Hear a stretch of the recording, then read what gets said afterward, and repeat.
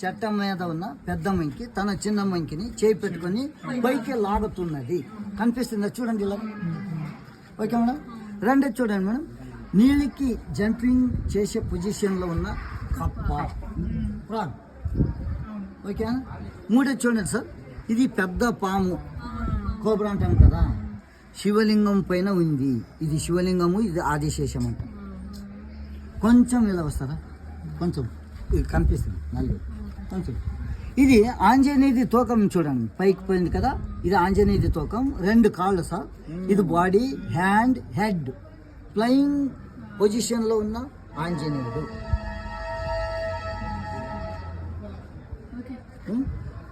అయితే చూడండి మేడం, ఈ తోక నుంచి తలక వరకు చూడండి, ఒక పడగ ఎత్తుకొని ఇలా వెళుతున్న పాములు కనిపిస్తుంది చూడండి. తోక నుంచి చూడండి, అలా అయితే కనిపిస్తుంది.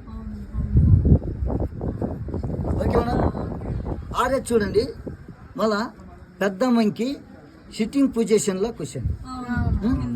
తన చిన్న మంకికి పాలు ఇస్తున్నది. చిన్న మంకి మదర్ మంకిది పాలు తాగుతున్నది. అనిపిస్తుందా లేదు మేడం? అబద్ధమ్మా. అందుకే ఇక్కడ ఇట్ల నుంచి చూడండి మేడం, ఈ పెద్ద మంకిది తూకం కూడా కనిపిస్తుంది చూడండి, తూకం.